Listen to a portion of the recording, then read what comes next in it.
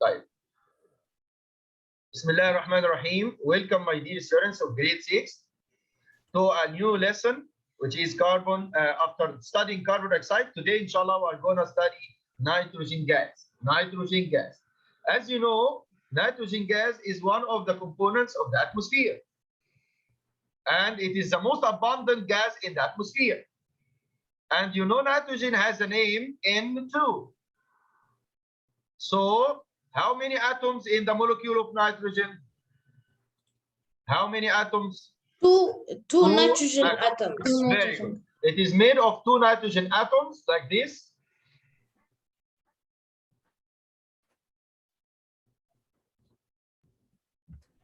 Okay, and it is an element similar to oxygen or similar to carbon dioxide? Oxygen. Oxygen is an element because the 2 atoms are similar. But carbon dioxide is not an element. Carbon dioxide is a compound because atoms are not similar.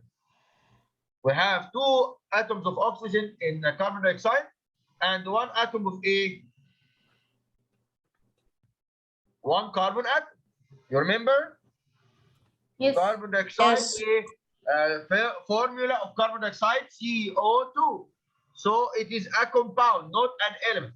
But nitrogen, it is an element because it is made up of 2 atoms of the same element, 2 atoms of nitrogen. This is a nitrogen atom, and this is also a nitrogen atom. So we are talking about an element, not a compound. Okay? Very good, Yusuf Mustafa. He wrote in the chat, it is made of 2 atoms of nitrogen. After that, ya shabab, after that, we know that nitrogen represents the most abundant gas in the air. The ratio of nitrogen is what in the air? 78%. 78%. Very good. It is 78%, and it is the biggest ratio. It is the biggest ratio for any gas in the air. So it is the most abundant gas in the air. It is about 4/5 of the air volume. It is about 4/5 of the air volume. Okay? And oxygen 21% represent about 1/5 of the air volume. يعني ايه يا شباب؟ يعني the air which we inhale contain 4/5 of its components nitrogen. It is like that you are inhaling nitrogen. It is like that you are inhaling nitrogen. Okay? You make inhalation, the air contains 4/5 of its volume in nitrogen. So we inhale nitrogen. The atmosphere represented by nitrogen. The most abundant gas in the air is nitrogen. Is it okay? Okay. Okay. After that, the nitrogen is called azote. It has another name. It is called azote. Remember this word very well. It has another name. The scientists call it azote. Why they call it azote? Because it is lifeless gas. The meaning of azote is lifeless gas. That means it doesn't help in burning. And it doesn't enter the respiration process. It doesn't help in burning and doesn't enter the respiration process. So it is lifeless. Lifeless. Because it doesn't help in burning like oxygen and it doesn't enter the respiration process or photosynthesis process. So nitrogen is called azote. Remember this word very well. I always put a question on this word in the exam. Remember this word very well because I always like to put a question about this word in the exam. Which gas is called azote? Nitrogen or oxygen or carbon dioxide? Nitrogen. Remember it very well. Make a note on it in your book. Okay, my son? Okay. Now you have a question from the exam. Now you have a question from the 15 questions. Remaining 14. You have now 1 question of the exam. Okay? Okay. Inshallah, I wish you best of luck, inshallah. And it is colorless, tasteless, and odorless gas, like oxygen. Colorless, tasteless, and odorless. Okay? And hardly dissolve in water. Hardly dissolve in water, like oxygen or carbon dioxide. Oxygen. Like oxygen. Oxygen is scarcely dissolved in water, and the nitrogen hardly dissolved in water. Okay? And it is the main component in the proteins. You know your body is made of muscles. You know your body is made of muscles. Yes. Muscles. The muscles made up of protein, and the protein is made up of nitrogen. So nitrogen builds your body. Nitrogen is a basic component of protein, and protein builds your muscles. So your muscles and your body is made up of nitrogen. So we need nitrogen. Don't say it is lifeless. We don't need nitrogen. No. We need nitrogen very much because Our body. Build our body. It builds our body. It builds our body and it builds proteins and muscles. Is it okay? Yes. Now the scientist who discovered the nitrogen is called Daniel Rutherford. Remember this name very well. Daniel Rutherford, the scientist who discovered the nitrogen, and remember that the scientist who discovered the oxygen. What is the name of the scientist who discovered the oxygen? Joseph Priestley. You remember? Sure, but what is the أهمية النيتروجين؟ I will talk more. أول حاجة احنا قلناها دلوقتي it build your body. أول importance احنا قلناها دلوقتي. It is important in building your body and all living organisms body. اوكي ادي اول important. ماشي؟ انا بسال الاكسجين مين الساينتست اللي ديسكفر اوكسجين؟ حد فاكر؟ ألفريد نوبل. Joseph Priestley. Joseph Priestley. Remember, the scientist who discovered oxygen is called Joseph Priestley. After discovering it by Chinese, all the Chinese, in the recent time, in 1774, Joseph Priestley discovered the oxygen. And Antoine Lavoisier gives the oxygen its name. Again, who discovered the oxygen? Joseph Priestley. Joseph Priestley. Who gave the oxygen its name? Antoine Lavoisier. بعديها ب4 سنين. After discovering oxygen by 4 years, Antoine Lavoisier gave the oxygen its name. يبقى انا عندي شويه علماء عايز احفظهم. ماشي؟ النيمز اوف ساينتست محتاج احفظهم. ماشي يا شباب؟ اوكي.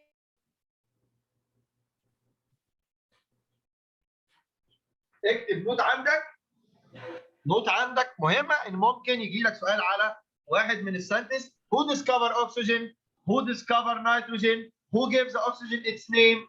Remember this very well. يبقى نقول مع بعض Joseph Priestley do what? Joseph Priestley who discovered the oxygen. Okay, and Antoine Lavoisier gives the oxygen its? He gave the name for the oxygen. He gave the name. And Rutherford, Daniel Rutherford. Nitrogen. Daniel Rutherford discover ايه شباب؟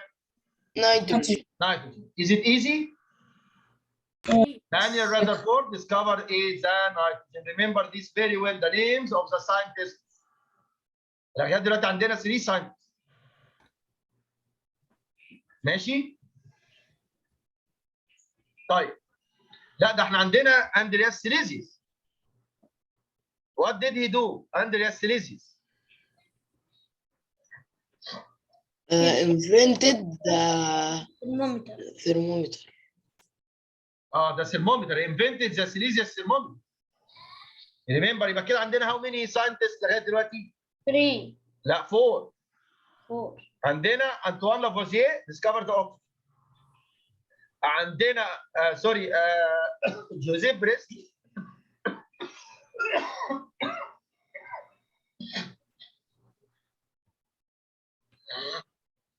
سوري يا شباب I am tired a little bit I'm tired. Joseph Priestley discovered the oxygen. Antoine Lavoisier gave oxygen its name. Daniel Rutherford discovered the nitrogen. And Andreas Silesius A. What did he do? Invent the Silesius A. The temperature. Thermometer, yes. Thermometer. Okay يا شباب. طيب. Existence of nitrogen. I read Yahya to read. I am a little tired, a little bit. I need you to read Yahya. Okay, Mr. Nitrogen represents 78% of the Earth's atmosphere and contributes in the composition of all living tissues and all living organisms. They need nitrogen to live, as nitrogen composes the most important part in protein. Thank you. Stop here. Thank you. Yusuf Mustafa, are you ready? Yes. Read. Continue reading.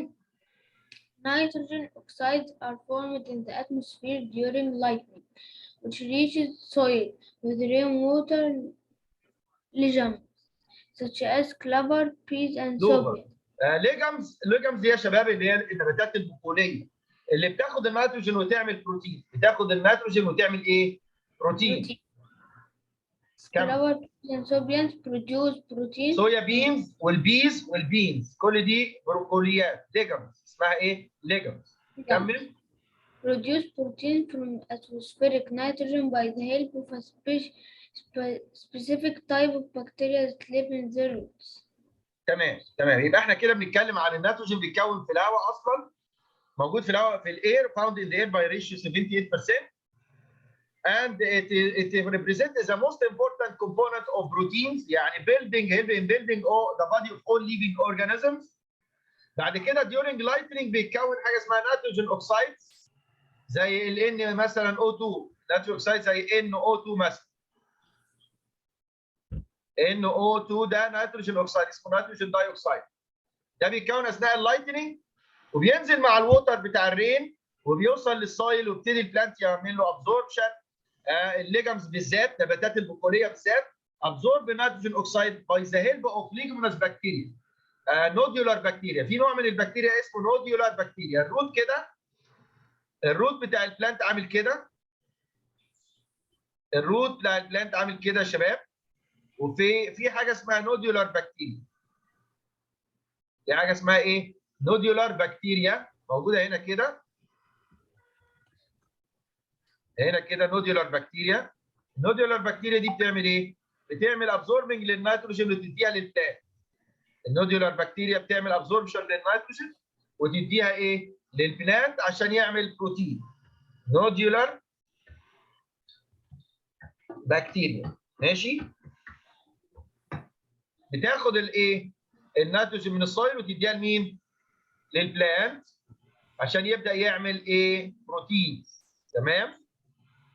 عشان كده الليجمز بيكون نباتات البقوليه عندها نسبه عاليه من البروتين. يقول لك كل فول كتير، فول فيه بروتين، فاصوليا فيها بروتين. تمام؟ تمام. يبقى اهميه النودولار بكتيريا. What is the importance of nodular bacteria?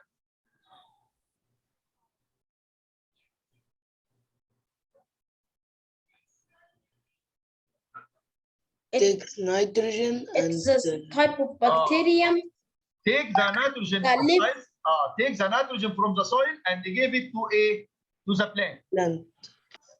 To allow the plant to make a food. ماشي الكلام؟ تمام. تعالوا نروح للبوكلت شويه.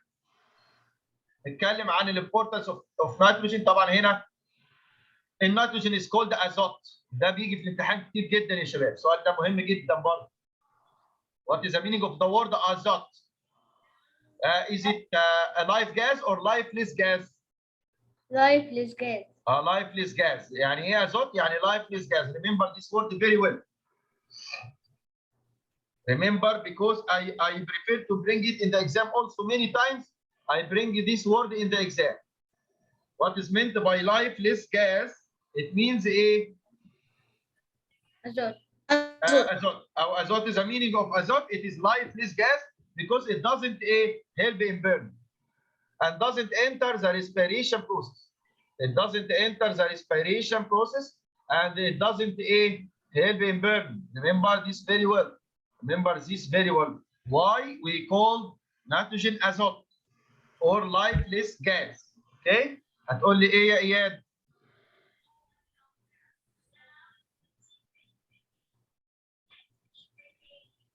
يحيى. هتقول لي ايه يا يحيى؟ Okay. Why we call the nitrogen azot? Because it is lifeless and it doesn't help in burning nor enter the respiration process. شكرا. It is excellent. شكرا يا ابني. مين يقولها تاني؟ نور الدين شرف. Are you ready? Why we call nitrogen azot? Because it doesn't help in burning and it's not included in respiration process. شكرا يا نور. Thank you very much. After that في معانا ناس رافعين ايديهم كتير. تكمل كده مثلا يوسف مصطفى. Are you ready يوسف؟ Continue reading يا يوسف. Nitrogen represent how many how much? 78% from the air volume.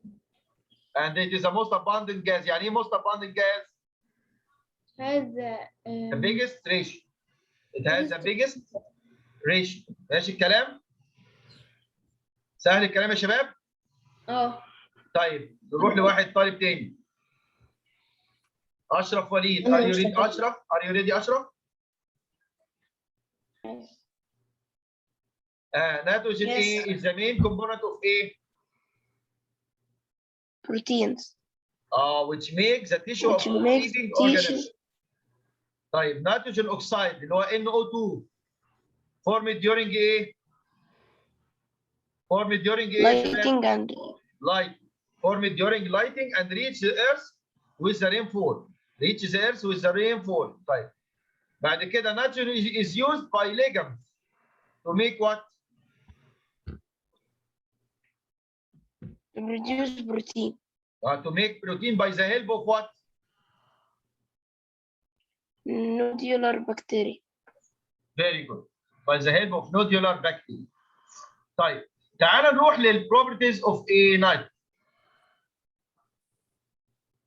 Nitrogen is a colorless, tasteless, and odorless gas. Colorless, tasteless, and odorless gas. زي الهواء. ما هو أصلا الهواء مادي.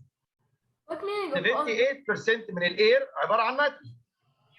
And it is hardly or scarcely dissolved in water زي الاكسجين ولا زي الكربون دايوكسيد. Similar to oxygen ولا similar to carbon dioxide? Similar to oxygen. Similar to oxygen. بعد كده بيقول لي ايه؟ After dissolving nitrogen in water, it makes ammonia. Ammonia? It makes, dissolving nitrogen in water, it becomes alkaline solution. And it has alkaline effect. يعني turn the litmus into blue. You know the litmus paper? Yes.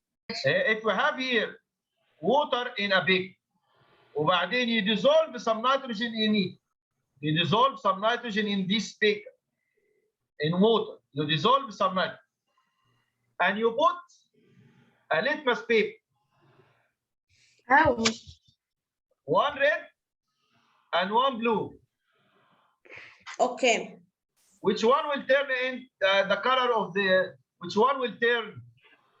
The red. But Mister, could you make me remember which one is for the acid and which one is normal? Alkaline.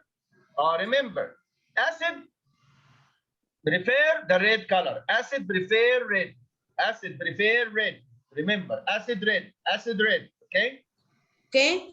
and the Acids normal is prefer blue. red, and alkali prefer blue. Okay. So now we have nitrogen in water. We have nitrogen in water. Nitrogen dissolved in water, or nitrogen with water. Nitrogen in water. Sir, I have a question. I have a question. Which one will turn the color? Which litmus paper will change? Red to blue. The red. The red. The red one will The turn red to into blue. Very good, my son. The red one will turn into a blue. But the blue one Will stay. will still as it is. Very good. So we have here this one only.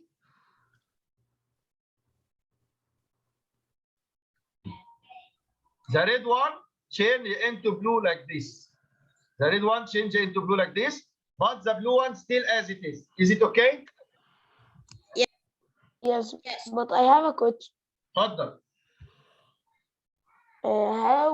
How we dissolve nitrogen in water and it's hardly dissolves in water.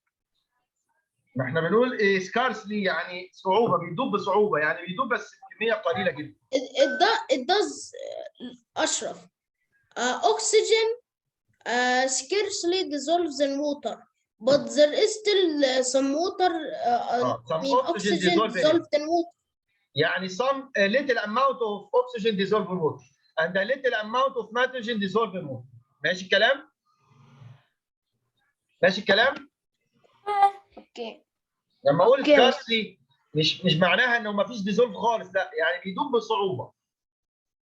ماشي الكلام؟ اوكي. طيب after that اوكي. مين يقول البروبرتي اللي بعد كده؟ نور الدين محمود. يلا يا نور الدين محمود. Nitrogen is considered condensed. لا doesn't help in burning الأول. Okay. عشان كده بنديله اسم. عشان كده بنديله اسم ايه؟ Azot. Remember this name very well.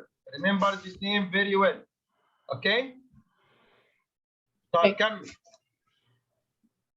Nitrogen is condensed to be liquid so as to be used in cooling. لما اعمل النيتروجين ليكويد يبقى التمبريتشر بتاعته هاي ولا very low؟ Very low. Very low. When we change the nitrogen into a liquid, its temperature is very, very low. Okay? So we can use it, the liquid nitrogen, we can use it in cooling and preserving food. And also we can use it in treatment of cancer, skin cancer. We can use it because it is very cold. We can use it to kill the skin cancer, to stop the reproduction of the skin cancer cells. Okay? Let's move to the importance of nitrogen. Also, from the properties of nitrogen, if we burn a lighted magnesium in nitrogen, it will burn and produce a substance. When we add water, this substance changes into ammonia. Ammonia is NH3. Ammonia is NH3. Ammonia is what? NH3. And this ammonia. Excuse me, Mr. I have a question. اتفضل. What does the H stand for? Hydrogen. Hydrogen? Yes, hydrogen. Okay. Okay. So when we burn a ribbon of magnesium inside nitrogen, it produces a white substance. And when we add water to this white substance, it produces ammonia, which has a pungent odor or pungent smell, a very strong smell.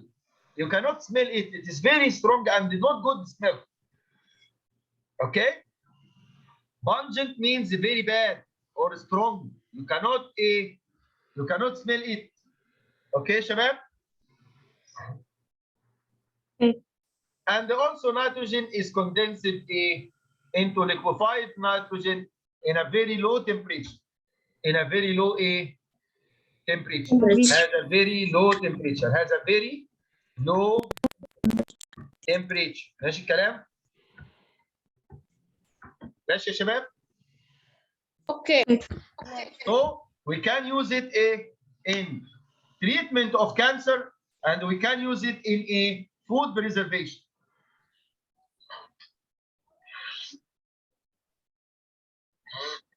And we can use it also in preservation of the body organs. Preservation of the body organs like the kidney or the eye cornea. We can use it in preservation of the body parts. Okay يا شباب؟ يلا نروح للimportance of nitrogen. I need somebody to read. Can I read? اتفضل. The importance of nitrogen gas. Nitrogen is used in filling cars' tires as it keeps the temperature and the volume of the tires steady. قول لي give reason. الحته دي قول لي give reason.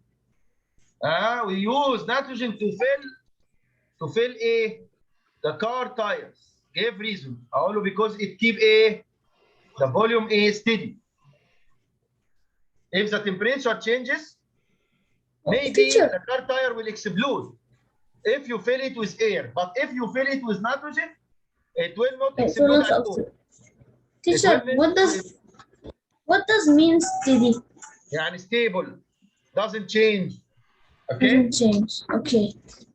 So the volume of the tire doesn't change by changing the temperature. Okay? So it is better to fill the car tire with nitrogen. It is better to fill the car tire with nitrogen, and also this one may be one good question for the exam. Why it is preferred? It is preferred to fill car tire with nitrogen. مين يجاوب؟ Give reason. أشرف وليد. Yes. Give reason. It is better to fill the car tire with nitrogen, not air. Because it keeps the temperature and the volume of the tires steady. Oh, very good.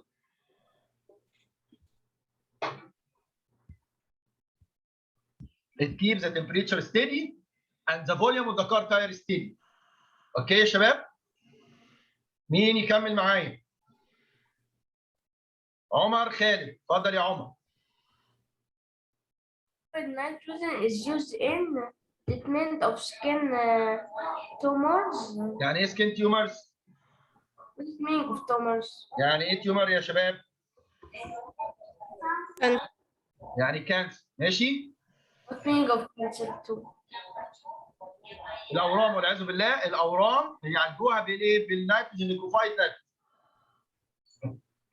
نكمل. Preserving food products because it frees the food quickly.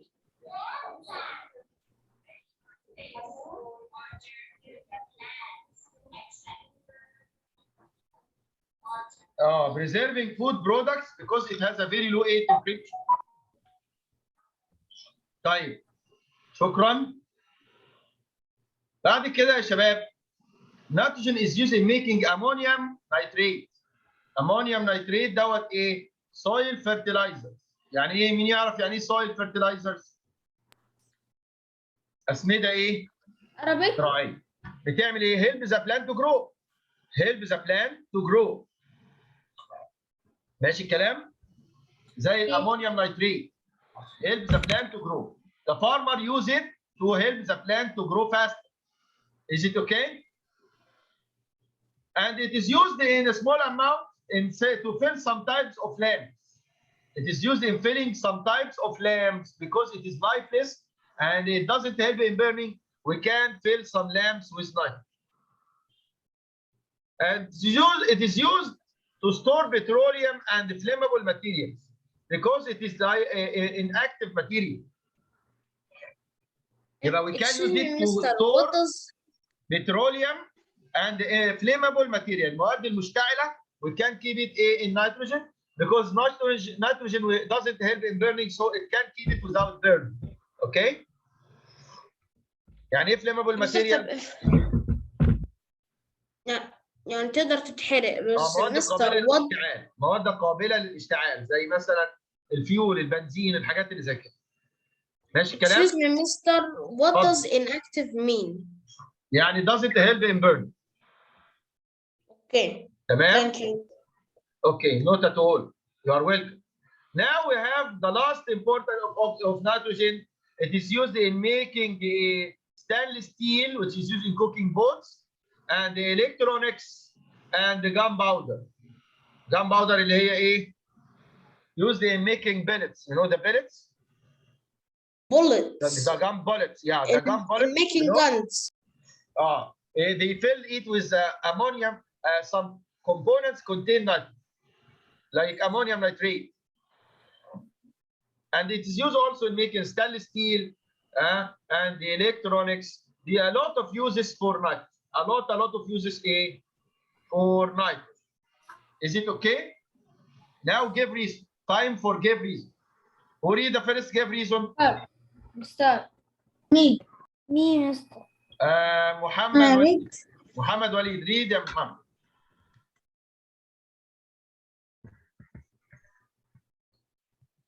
Not ready Muhammad? Yes, I'm طب ready. نختار حد تاني. Who is raising hand? يوسف مصطفى، اتفضل يا يوسف. Teacher, he said that he is ready, teacher. Are you ready يا محمد؟ Yes. اتفضل يا محمد. Nitrogen is recently used to filling car trees. Recently used to fill the car tires. ليه بقى؟ Because it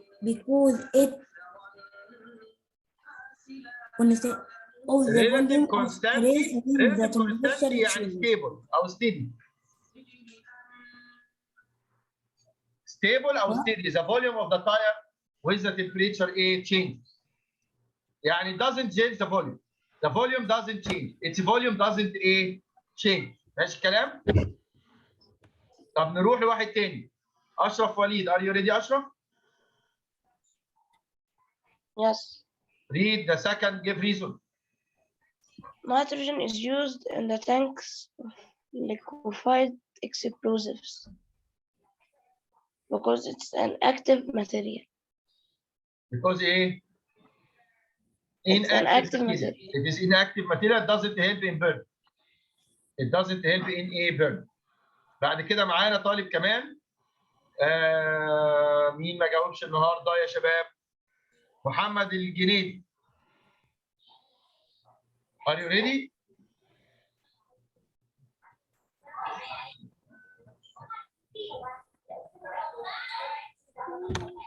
Are you ready محمد؟ Not ready. Rami. Are you ready Rami? Yes. Read. On putting a lighted match in a cylinder filled with nitrogen, the match is off. Because? Nitrogen doesn't help in burning. شكرا يا شكرا. Thank you very much يا مين يا رامي. نروح لحد لسه ما جاوبش. ياسين سامي. طيب الهوم ورك يا شباب اسئله كومبليت انا هبعتها لكم على الواتساب. الهوم ورك اسئله كومبليت هبعتها لكم على الواتساب. اول 6 اسئله في الكومبليت. دول اللي هيبقوا هوم ورك معانا. ماشي؟ I didn't understand. These 6 questions are homework. Okay. These 6 questions, okay? So